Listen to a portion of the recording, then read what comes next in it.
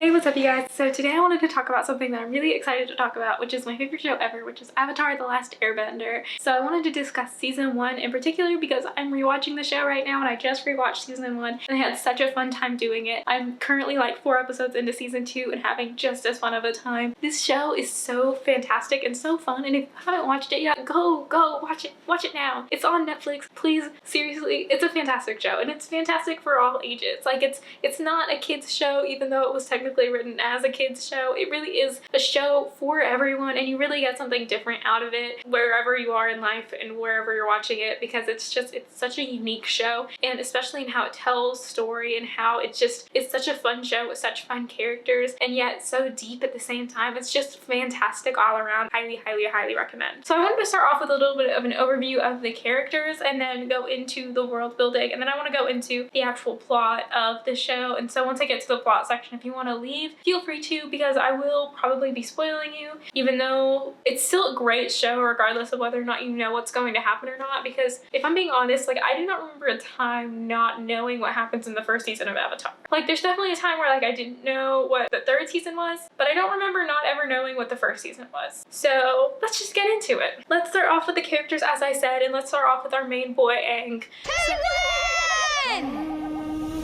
So Aang is the last airbender. His whole people had been killed by the Fire Nation, and it's really sad, honestly. Like, I didn't realize how brushed over it was in the show. It never really hit me until recently, just how insane that is. That, you know, he goes one day being the member of this nation to being the only one left, and that is so hard on him, and you really see that in different moments of the show, that he just feels it. He feels so alone, but it's so beautiful how he develops the friendship that he develops, so that he's no longer alone. Like, he's no longer just one person. He's in this group, and so he builds a family even though he loses everyone he's ever known to be family. Oh my goodness, I'm like crying already. It's fine. So I love Aang. Aang is such a fun character, and I love how even though he's gone through such tragic things, he doesn't lose that fun nature. Granted, it is a kids show, so of course he's gotta be fun. Aang is probably not my favorite character in the show. He is up there though. Like, I would say he is number 3 for me on the character list, but he's a good one. He's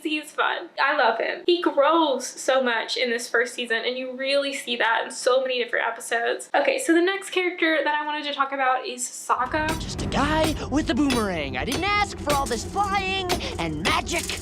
Sokka is definitely one of my favorites, especially of season 1, because of his transformation as well. So Sokka, I really love how Sokka is really presented in the show with flaws. Like, he's presented as being a Southern Water Tribe man, and he takes on some of the traits that come along with that, and one of them being that the Water Tribes are a little sexist. And so anyways, I love how he learns throughout the series to kind of let Katara be more powerful and do more and be more than just, you know, someone that he needs to protect. And same deal goes with Yue. Like, he starts off really wanting to protect her and really thinking that's his role, that's his job, that's what he's supposed to do, but then he lets her make her own decisions in the end. And I love that. I love that transformation for him, and I love how we get to see that, and I love how that further develops too as the show goes on. I'm not gonna get into that because I don't want to like get into season 2 yet, but like, Sokka really learns a lot about what it really means to be a man. That's not just protecting women, it's that he's a man, and so he has to respect women's decisions, and he has to respect the decisions that are made by his sister and by his friends and by the people that he loves. And I just love how you see that transformation. So the next character on my list is Katara.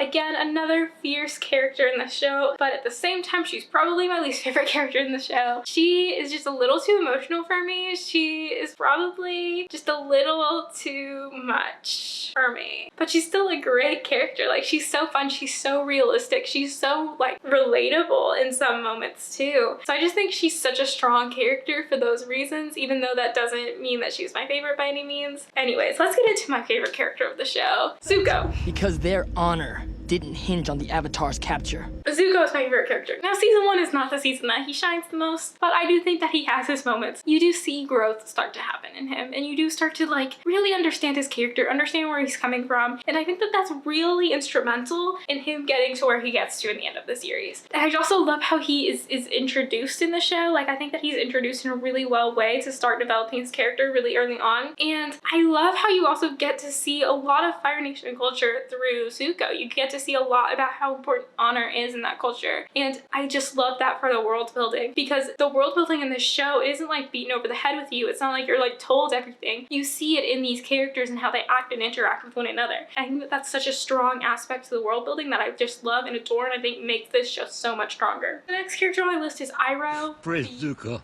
you're really going to get a kick out of this.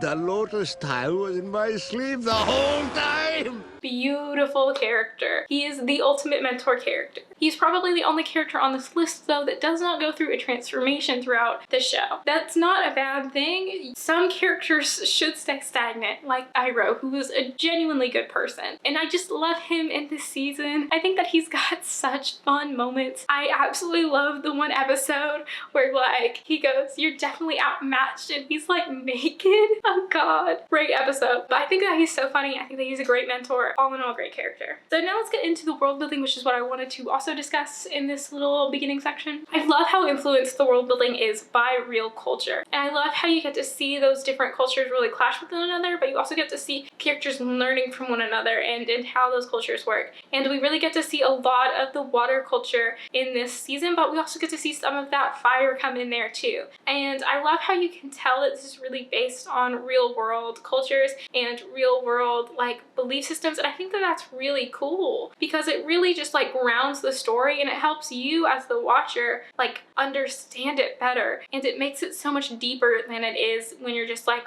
watching it without knowing that. I also really love how developed the different bending styles are in this first season as well, because I love how you can tell in the styles of bending that like air is a lot more about evasion than it is about attacking. And fire is a lot more about that aggression than it is about evasion.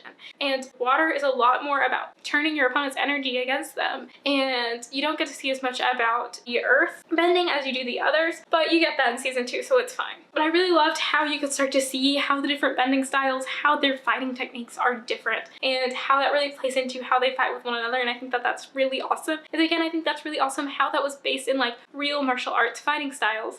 And I just think it's fantastic all around. So that is all of the non-plot related stuff that I'm going to get into.